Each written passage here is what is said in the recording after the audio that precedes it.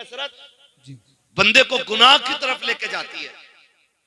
कह रहा होता दिया अल्लाह ने, खुशी करूंगा, क्या खुशी करेगा? बालक कह रहे डीजे बज जावे, डीजे बज जावे। बालक, अरे यार तुम तो हज कराए, रोकते ना। बालक न माने, कितना सीधा बहाना। बालक न माने, बालक का बात रे कि तू अब्बा बालक होगा। इससे मर्द की कमजोरी का पता चलता है, ये घर का मर्द है कि घर की औरत है। कह रहा बालक न माने यारो, बालक। और बालक से पूछो भाई, हाँ भाई इरफान, हाँ भाई फुरकान, हाँ भाई इमरान, तुम बताओ भाई नदीम, तुम बताओ जावेद, कैसे बच गई? तो कह रहा बताएं दोस्त ना माने। वो ये कह रहा दोस्त ना माने, और दोस्त भी कितने ठलुए होते हैं। कह रहा बजवा ले तू, पैसे हम देंगे। ये कंडीशन है हमारी, बजवा तू ले और पैसे हम दे देंगे, पैसे हम दे देंगे। बड़ा अच्छा दोस्त है भाई। फरमाया गया अच्छा वो दोस्त होता है जो आपको जन्नत की तरफ लेके जाए। कौन होता है अच्छा दोस्त? जो आपको इस बच्चे की आवाज बड़ी अच्छी लग रही, तुमसे तेज निकली है। अल्लाह इस बच्चे के माँ बाप को सलामत रखे, जो भी बच्चा हो या जिसका भी हो। ये अच्छा दोस्त वो होता है जो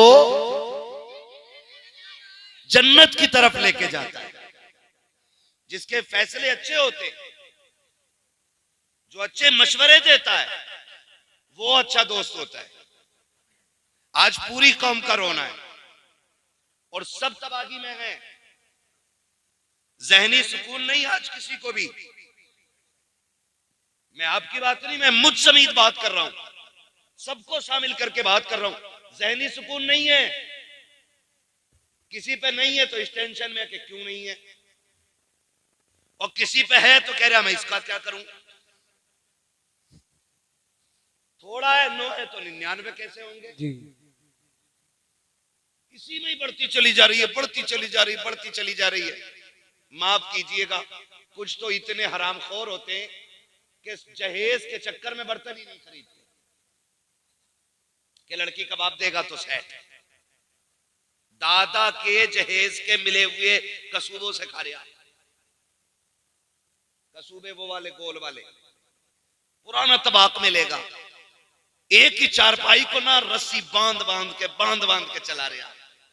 ले ले न, बेटे की शादी होने वाली है, उसमें बेड मिलेगा। जी जी। हम इतने ठलुए लोग, दूसरे की दौलत पे नजर रखने वाले लोग। फरमाया गया जो हम पे भरोसा करता हम उसे देते, अगर कुछ नहीं है तो फिर रब पे भरोसा करके मांगो उससे। किससे मांगे? रब से मांगना चाहिए। लेकिन इंतजार में है, ससुराल से मिलेगा तभी बेड पे सोएंगे, ससुराल से मिलेगा तभी कुर्सी पे लगाएंगे। और हालात देखो, माफ कीजिए, रिश्ता नहीं हो रहा तो कह रहा मौलाना दुआ कर दो, और रिश्ता हो गया ना तो बारात चढ़ेगी जी, चाहे कुछ भी हो जा। क्या क्यों? अम्मा कह रही थी बिना बारात चढ़ने के तो बारात नहीं जनाजा लगे। ऐसे बोले। इधर बारात के दिन रखे जाते, 5 दिन पहले ढोलक आ गई घर में, गीत चलते हैं, गीत होते इधर। सुने कभी कुछ जगहों पे गीत? हर जगह हूं मैं। हम रातों को गुजरे हैं ना, तो जो मुसल्ले तक जाते हुए जिसके घुटने चटर चटर करे हैं ना, वो भी नाली हिरन की तरह कूदते हुए जा रही, और दामन में भरे पड़े। ये क्या है? खीले हैं, परमल है, मिलाद में से आ रही है। करना गीत थे, इनका भी तबर्रुक जरूर बटे। हाँ, 3 दिन पहले वो जिसे सांसें नहीं आ रही थी, जिसके फेफड़े जाम हो गए थे, पोते की शादी से 3 दिन पहले कह रही है भी ढोलक ना आया। कहा क्यों? का भी लग ना रहा, ब्याह है, बजाओ। और फिर बजाना शुरू होता है, 3 दिन हो जाते। बुरा मत मानना, ये कड़वी बात है। बेटे के घर तो ये समझ में आती खुशी थी लेकिन बेटी वाले भी बेगैरती पे उतर आए। कल बेटी रुखसत होनी है ना, तो आज पूरी रात भैया नाच रहा है। आज बेटी रुखसत होनी है, रात भर बेटा नाचता रहा। मैं पूछना चाहता हूं, अभी बड़े लोग मरे नहीं हैं, अभी जिंदे हैं ये लोग। जिनके बाल सफेद हो गए इनसे पूछो, जब इनकी बहनें रुखसत हो रही थी तो घर का हाल क्या था। जब ये बहनों को रुखसत कर रहे थे तब इनके बाप की कंडीशन क्या थी। कल जब बेटियां रुखसत होती थी, बाप 3 दिन तक खाना नहीं खाता था कि घर का चिराग जाने वाला है, मेरे दिल का करार जा रहा है, मेरे घर की रौनक चली जाएगी। ये सोच करके बाप 3 दिन पहले खाना छोड़ जाता था। आज तो गैरत का जनाजा निकल गया है। कल बेटी रुखसत होनी है, रात भर भाई नाचता रहता है और कहते हैं बड़े इज्जतदार लोग हैं। लानत हो ऐसों की इज्जत पे जब बेटी की रुखसती पे रात भर डीजे बजा करके डांस करते रहे। ऐसा नहीं लगता कि बेटी रुखसत होने वाली है, ऐसा लगता है कि घर की बला को दूसरे के ऊपर डालने जा रहे हैं, इसलिए रात भर कूदे हैं। गैरत आनी चाहिए। कल जब बेटियां रुखसत होती थी, बाप 3 दिन पहले खाना छोड़ दिया करता था, सजदे लंबे कर देता था। रत जगह कल भी होते थे, आज भी होते हैं। कल के रत जगहों में कुरान पढ़ा जाता था, आज के रत जगहों में डीजे बजाया जाता है। कल के रत जगहों का आलम यह था, बाप की आंखें सुर्ख हो जाती थी। खुदा की कसम, कल जब बेटियां रुखसत होती थी, बाप जनाजों से ज्यादा बेटी की डोली पे रोया करता था। आज किसी को गैरत का आंसू तक नहीं आता। मैं पूछना चाहता हूँ, कल जब बेटियों को तलाक होती है, फिर तड़प के क्यों मौलवी के पास जाते हो। कल जब बेटियों को ससुराल में सताया जाता है, फिर मौलवी से शिकायत क्यों करते हो। ये जो हमारे साथ हो रहा है, ये हमारी करने का फल है। रब ने तुझे बेटा बनाया था, किसी बहन का भाई बनाया था, किसी बेटी का बाप बनाया था, तो तेरी जिम्मेदारी ये थी कि जब बेटी की रुखसती का वक्त आया था, तुझे रात भर डीजे नहीं बजाना था, रात भर गानों में नहीं डूबना था। तेरी तो जिम्मेदारी ये थी, जब दुनिया सो जाती जाके मुसल्ला बिछा देता और रब की बारगाह में रो रो करके बेटी की खैरियत की भीख मांगता। मैं पूछना चाहता हूँ, आज जब बेटियां रुखसत होती हैं तो मुझे बता तो सकी, ये जो बेटी जा रही है किसी दुश्मन के घर जा रही है, नहीं नहीं रिश्तेदार के घर जा रही है, जिसके साथ रिश्ता किया है ये कत्ल करने लेके जा रहा है। आप कहोगे नहीं नहीं इसने साथ निभाने की कसमें खाई है, फिर रोया किस लिए है। हर बाप के आंसू पोंछ के पूछो तू क्यों रोया है, तो उसके आंसू बताएंगे। मौलवी बात ये है, मैं गरीब जरूर हूँ, मैंने बेटी को चटनी रोटी खिलाई है, लेकिन कभी भी मैंने अपनी बेटी को रुसवा नहीं किया। मैंने बेटी को सूखी रोटियां खिलाई, लेकिन कभी जलील नहीं किया। आज रो इस बात पे रहा हूँ, ये जो सामने बराती बन के आए हैं, ये जो सेहरा पहन के आया है, कहने को लाखों की इनकम है, जमींदार का बेटा है, लेकिन खुदा जाने मेरी बेटी कल जब इसके दस्तरखान पे बैठेगी, जूती खा के रोटी मिलेगी या रोटी खा के जूतियां खानी पड़ेंगी। इस ख्याल ने रुला दिया कि कल जब मेरी बेटी को लुकमों के ताने दिए जाएंगे, मेरी बेटी पे क्या बीतेगी। इस ख्याल से बाप रो देता है। और डीजे बजा के नाचने वालों, गैरत का तमाशा बनाने वालों, औकात दिखा करके इस्लाम को बदनाम करने वालों, मेरा एक सवाल है, आज तुम डीजे बजा के बेटियों को रुखसत करते हो, गाने बजा के भेज रहे हो, कल जब बेटियों पे आफतें आएंगी तो रोने की जरूरत नहीं है, अपने सर दीवारों में मारना। और अगर बेटी बचाना चाहते हो तो जब बेटी की रुखसत की बारी आए तो डीजे नहीं बजाना है, तमाशे नहीं करने हैं। खुदा तौफीक दे तो कभी मस्जिद में जाना है, कभी रात को घर में मुसल्ला बिछाना है और रो के झोली फैलाना है। मालिक ये मेरी बहन है, ये मेरी बेटी है, मैं तेरी रहमत के सहारे दे रहा हूँ। खुदा मेरी बेटी को रोने ना देना। खुदा की कसम खा के कहता हूँ, जब ये घर से जाएगी अकेली नहीं होगी, जब ये घर से कदम निकालेगी कदम इसका होगा, साथ में करम खुदा का। नारे तकबीर, नारे तकबीर, नारे, मेरी आवाज से आवाज मिलाकर बोलिए, नारे तकबीर, नारे रिसालत, नारे गौसियत, नौजवान कमेटी, इश्क मोहब्बत, इश्क मोहब्बत, उर्से मुकद्दस, उलमाए सुन्नत जिंदाबाद। आज रोना है मेरे भाई, रोना है। 10% फोन ऐसे होते हैं, दुआ करते हैं बेटी ससुराल में दुख में रह रही है। 10% बाप रो के कहते उनकी सांसें भी पूरी नहीं हो पाती हैं। जी जी जी, बात करते करते लहजे टूट जाते हैं उनके, वो बेटी का दर्द पूरा नहीं बता पाते हम लोगों से। कहते हैं बस दुआ करें अल्लाह बेटी के दिन अच्छे कर दे। क्या बेटियां बाप को प्यारी नहीं होती हैं? बोलो। जी जी होती हैं कि नहीं होती हैं? बेटियां भी बाप को प्यारी होती हैं, बेटे भी बाप को प्यारे होते हैं। फर्क इतना है, बेटे को चोट लग जाए तो तड़प के कहता अब्बा मुझे यहां चोट लगी है, लेकिन बेटियां जब ससुराल में सताई जाती है ना, तो वो कभी बाप से आके नहीं कहती अब्बा आज इतना मारा गया है, अब्बा आज खाना नहीं मिला है, 3 दिन से तेरी बेटी फाके से है। जब भी बाप की दहलीज पे आती हैं हंसती हुई आती हैं। क्यों? सिर्फ इसलिए ताकि मेरे बाप को मेरे दुखों का पता न चले। ये जब लोग पूछते थे ना क्या लेके घूम रहा है, कभी ये नहीं कहता था बेटी ये कंधे पे, कहता था मेरी शहजादी बैठी है मेरी कंधे पे। ये रिश्ते होते हैं। और हमने अल्लाह रसूल की नाफरमानियां की, हमने डीजे बजाए, हमने गाने बजाए, बेटियों के बेड़े गरक करके रख दिया। ओ भाई माफ करना। जी जी जहेज में कुरान होता है? यहाँ पे भी बोल सकते हो तो बोलो भाई, वरना जबरदस्ती कोई नहीं है। हाँ मुझे आजम ने बुलाया, मैं भाई से कह के चला जाऊंगा, मैं जा रहा हूं। जबरदस्ती नहीं कोई बांध के बैठाएगा यहाँ पे। मैंने पहले ही कहा था जितनी देर सुनेंगे उतनी देर बात करेंगे। जी जी मुझे टाइम पूरा नहीं। कुरान होता कि नहीं जहेज में? और जब बेटी गाड़ी में बैठने चलती है आवाज आती है ठहरो पहले कुरान रखो गाड़ी में। कहा क्योंकि पहले कुरान गाड़ी में बैठ रखा जाएगा। चल ठीक है ये समझ में आ गया। बताओ ये उलमा बैठे हैं, ये जिम्मेदार लोग बैठे हैं, ये सब बताएंगे। जो कुरान की तिलावत कसरत से करेगा कुरान कयामत में अपने पढ़ने वाले की शफाअत कराएगा। हाथ पकड़ के कहेगा मालिक इसे बख्श, ये मुझे दुनिया में सीने से लगा के फिरता था, ये तन्हाइयों में मुझे पढ़ता था, ये रातों को उठ के पढ़ता था, मालिक जन्नत दे इसे।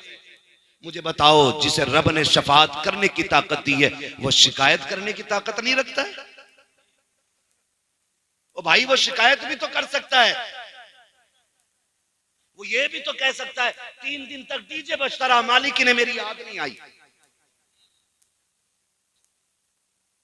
वो ये भी तो कह सकता इसके घर की ढोलक की आवाज बंद नहीं होती थी और कोई कुरान पढ़ने वाला भी नहीं था। ये भी तो कह सकता है। वो हो किस धोखे में? अगर अल्लाह हिसाब लेने पे आ गया ना तो कोई माई का लाल बच नहीं पाएगा। ये याद रखना। हम अपने लोगों की बात कर रहे हैं यहां बैठ करके, उसके बहुत से खास बंदे बड़ी अजमतों वाले, लेकिन हम अपनी बात कर रहे हैं यहां पे जितने बैठे। जी जी कोई ऐसा नहीं है जो दूध का धुला हो। सबको अपनी कब्र में लेटना, मुझे अपनी में लेटना, आपको अपनी में लेटना, लेकिन खुदारा मुश्किल ना करे, मुश्किल ना करे। कह रहा एक ही तो बेटा है मौलाना, इस पे एक बार डीजे बजन दो। जी जी एक ही बेटा है, ब्याह एक ही बार होता है। तो मैंने कहा बेटे सुन, अगर ब्याह एक बार होता है ना तो जिंदगी भी एक ही बार मिलती है। जी जी जिस दिन आंखें बंद हो गई ना सारी दौलत लेके भी ना कोई एक सांस नहीं देगा। सिकंदर आजम जिसको दुनिया के बड़े हुक्मरानों में से एक बड़ा माना जाता है, एक माना जाता, वो उसको कहा गया उसने पूरी दुनिया पे हुकूमत की। क्यों? क्योंकि वो बहुत कम उम्र में ना आधी दुनिया पे कब्जा कर चुका था। कितनी दुनिया पे? आधी दुनिया पे। अल्लाह सलामत रखे। बस मैं यही सुनना चाहता हूँ, आप समझ भी रहे हैं कि खाली मुंह देख रहे हैं। जी जी मैं समझ सकता हूँ आप बहुत बड़े लोग हो, आपको बोलने में शायद शर्म लग रही होगी, लेकिन मैं एक बात बता दूं, लोग कहते हैं जलसों में क्या मिलता, मैं कहता हूं जो यहाँ बड़े बन के आते हैं वो कभी बड़े होके नहीं जाते, वो छोटे होके जाते हैं। हुजूर की महफिल में नौकर बन के जाओ, खुदा तुम्हें आका बना डालेगा। वाह वाह वाह वाह, यहाँ छोटे बन के बैठना चाहिए, है ना। यहाँ कोई जमींदार कोई प्रधान नहीं, सारे हुजूर के नौकर बैठे, ठीक है ना। तो नाम क्या था? सिकंदर। आधी दुनिया पे हुक्मरान और पूरी दुनिया फतह करने का नशा था जी उसको। जी एक जगह पड़ाव किया लश्कर ने उसके, उसे एक जहरीले सांप ने काट लिया। जब काटा सांप ने ना तो उसकी फौज में तबीब भी थे, हकीम भी थे, सब लग गए, जहर को रोक नहीं पाए, बढ़ता गया बढ़ता गया, यहां तक कि वो लाइलाज हो गया। जी जी कहने लगे बादशाह का क्या, कब काम मुकम्मल हो गया, अब सांसें खत्म होने आ गई हैं, अब इलाज बस से बाहर है। उसने कहा क्या यहीं मर जाऊंगा परदेश में? क्या यहीं मर जाऊंगा परदेश में? जी जी उसने कहा बादशाह लगता तो ऐसा ही है। उसने कहा सुनो दौलत बहुत है, ऐलान करो कोई मेरी आधी दौलत ले दे, मुझे इतनी सांसें दे दे कि मैं अपने वतन में जाके मर सकूं। हंस दिए लोग, कहा बादशाह कैसी बातें कर रहे हो, आप बादशाह हो और बेवकूफी वाली बात है, भला पैसों से सांसें भी मिली हैं? उसने कहा फिर सारी दौलत मेरी दे दो जी जी और चंद सांसें किसी से उधार ले लो। उन्होंने कहा बादशाह तू जरूर है लेकिन सांसों का मालिक कोई और है, जी जी अब तेरी दौलत काम नहीं आएगी। उसने कहा इतनी भी सांसें नहीं मिलेंगी, घर चला जाऊं? कहा बादशाह नहीं। उसने कहा फिर मैं मर जाऊं तो मेरे हाथ कफन से निकालना। कहा क्यों? ताकि दुनिया को पता चल जाए ये दौलत इतनी बेवफा है, कितनी भी इकट्ठी कर लो ये मरते वक्त काम नहीं आया करती है। मौत जब आएगी ना तो एक लम्हे का मौका नहीं देगी। खुदारा बदलो अपने रवैये। खैर इकलौता ही है जी, इस पे तो डीजे जरूर बचेगा। बता तेरा शान वाला है या अली शान वाला है? आप अंदाजा लगाइए तेरा कितना शान वाला कि मेरी 50 बीघे मेरे लल्ला के हिस्से में 50 आ रही है ना बेटे, धोखे में है ना, तेरे हिस्से में 50 ना तेरे लल्ला के हिस्से में 50। हजरत अली गुजर के जा रहे, दो बंदे लड़ रहे, एक कहता था जमीन मेरी है, एक कहता था मेरी है। उन्होंने कहा अली फैसला कर दो जमीन किसकी है। हजरत अली फरमाते हैं ठहरो मैं अली हूं, जमीन से खुद पूछ लेते हैं तू किसकी है। ठोकर मारी, कहने लगे जमीन मैं अबू तुराब हूं, ये कहता मेरी है, ये कहता मेरी है, तू बता किसकी है। जमीन ने कहा अली इन दोनों से कह दो ना मैं इसकी हूं ना मैं इसकी हूं, बल्कि ये दोनों मेरे हैं। मेरे ना तेरे 50 बीघे आएगी हिस्से में ना तेरे लल्ला के हिस्से में 50 बीघे आएगी। वही गज भर जमीन, वही लट्ठे का कफन, वही लकड़ी के तख्ते, बस इतने का मालिक है तू। और ये भी वो जो ये बाहर वाले लोग देंगे, अपनी मर्जी से वो भी नहीं लेगा तू। इसलिए भूलना नहीं चाहिए। जी जी कह रहा मेरे के हिस्से में 50 बीघे आ रही है, इसमें डीजे जरूर बजेगा। मैं कहता हूं अब अली को देख, तेरा वो है आंख खोली तो 50 बीघे देखी, अली वो है आंख खोली तो नबियों के इमाम का चेहरा देखा है। वाह वाह इतनी अजमतों वाला अली पैदा हो गए, आंखें नहीं खुली, हुजूर तक खबर पहुंच गई। भतीजे अल्लाह ने बेटा दिया है, खुशी के मारे हुजूर दौड़ के आए देखने के लिए। चचाजाद भाई है, जैसी आए कहा मेरा भाई दिखाएं मुझे। चच्ची ने कहा शहजादे खुशी है कि अल्लाह ने बेटा दिया है, तकलीफ है कि वो आंखों से देखता नहीं। कहा क्यों? कहा कि खुलती नहीं, लगता है नाबीना है। हुजूर फरमाते हैं लाओ गोद में तो दो। जब हुजूर ने सीने से लगाया, हाथ में लिया, गोद में उठाया, हजरत अली ने आंखें खोल दी, जवान हुए। पूछा अली आंखें बंद क्यों रखी थी? कहने लगे अली ये तय करके आया था कि अगर पहले देखूंगा तो अपने यार को सबसे पहले देखूंगा। कहने लगे मैं ये ही तय करके आया था, पहले हुजूर का चेहरा देखना। इनसे शान वाला कोई हो तो लाके दिखाओ।